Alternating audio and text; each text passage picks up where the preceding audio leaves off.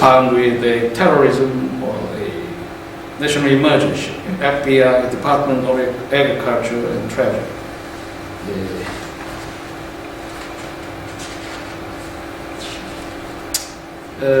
All the types, we have three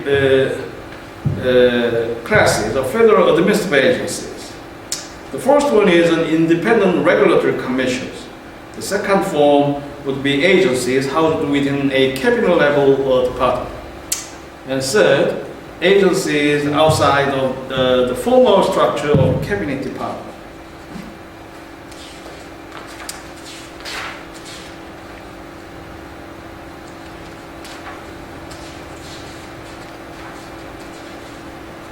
Then, how do you consider if this ambition would not be pernicious? Do you consider it provides a utopian cure about our social pathologies?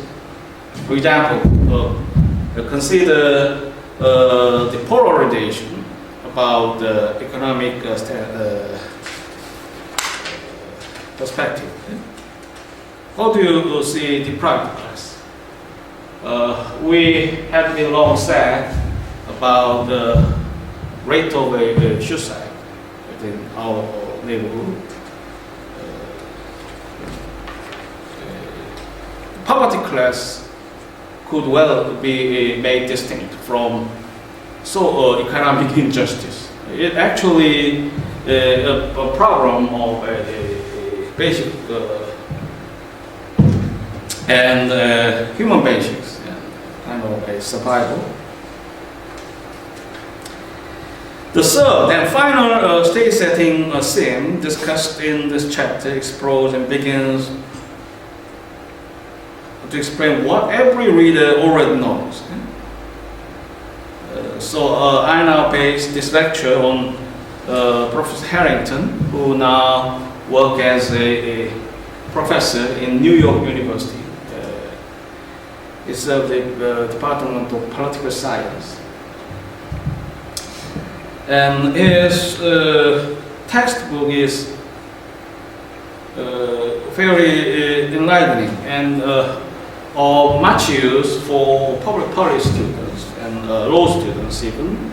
He illustrates major administrative cases and provides a helpful comment about, in terms of law and public policy. So human beings run the government, and human beings everywhere sometimes screw up. Regulatory government has not satisfactorily resolved all the problems created by modern, highly technological economies. Worse, some reasonably successful solutions have simultaneously created other problems of their own. For example, the social security system has successfully created a support system for millions of retired, disabled, and otherwise disadvantaged citizens. Yet the system lends itself to abuse by citizens who present false claims and by administrators who may arbitrarily withhold benefits recipients are entitled to. So we may be timid about this complicacy. The social welfare officer may be amazed at some unexpected deaths. Who would be dead, actually. And also there will be agony now in policymakers, for example. How about the economists in what they call this? They have long foretold that the sources, funds of a welfare benefit would become depleted in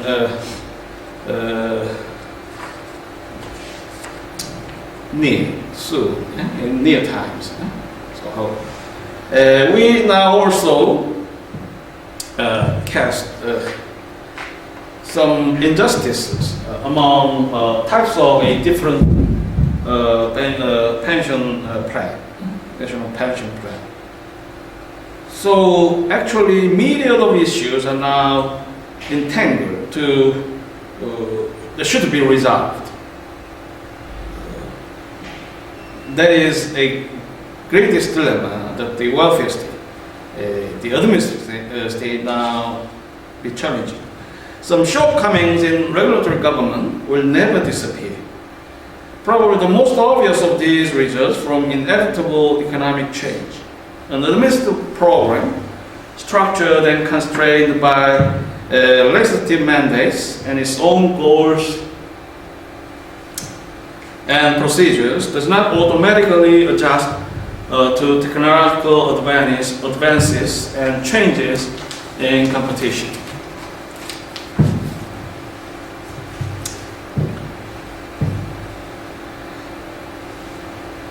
The regulation of transportation began with railroads.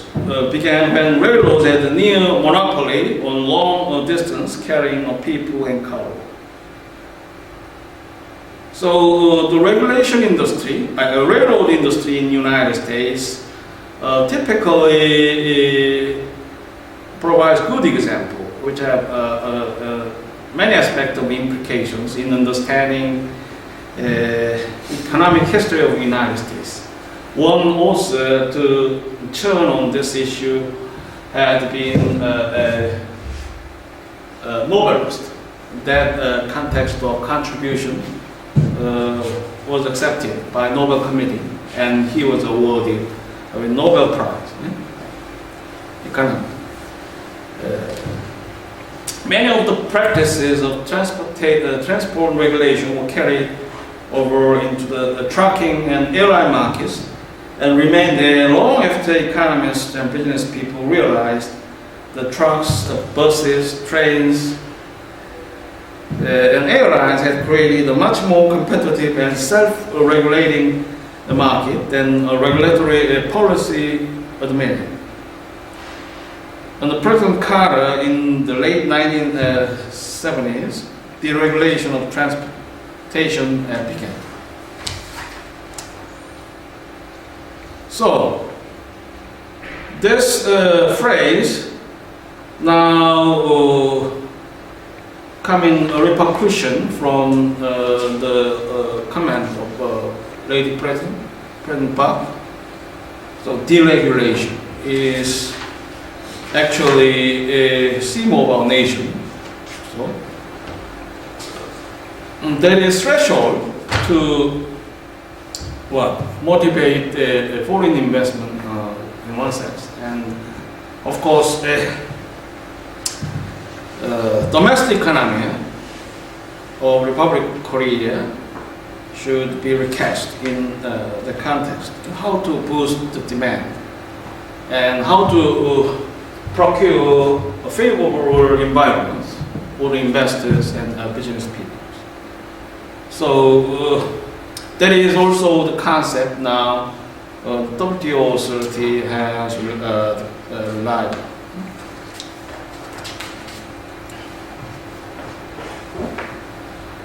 So we now will discuss the dilemmas of a goal attainment. So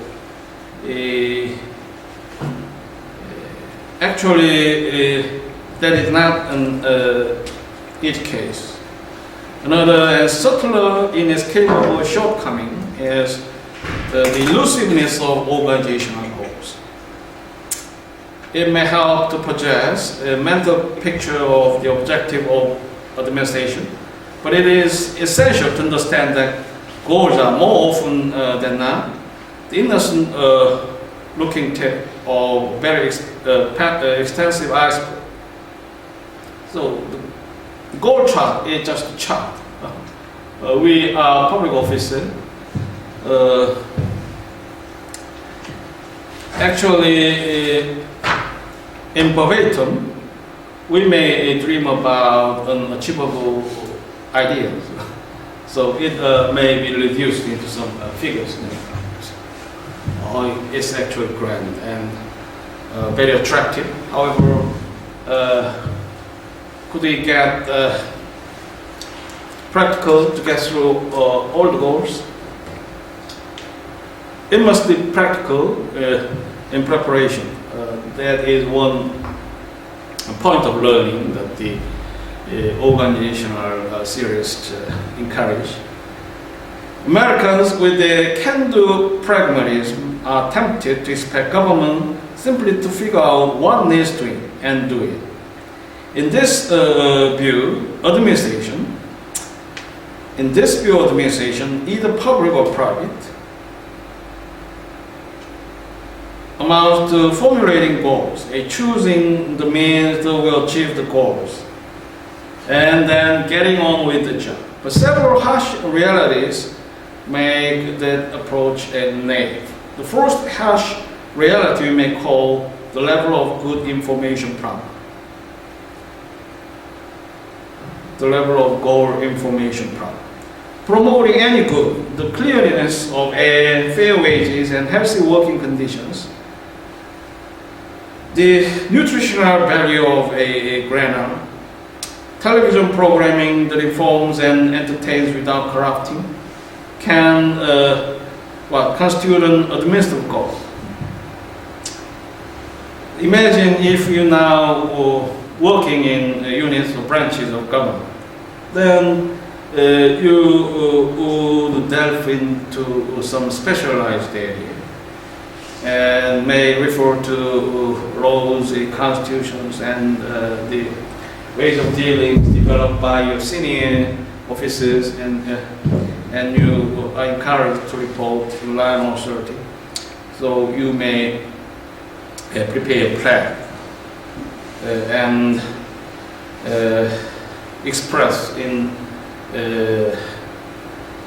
high vision the goals. For example, healthy working conditions, the nutritional value of a grainer. So, can the prevention of evils,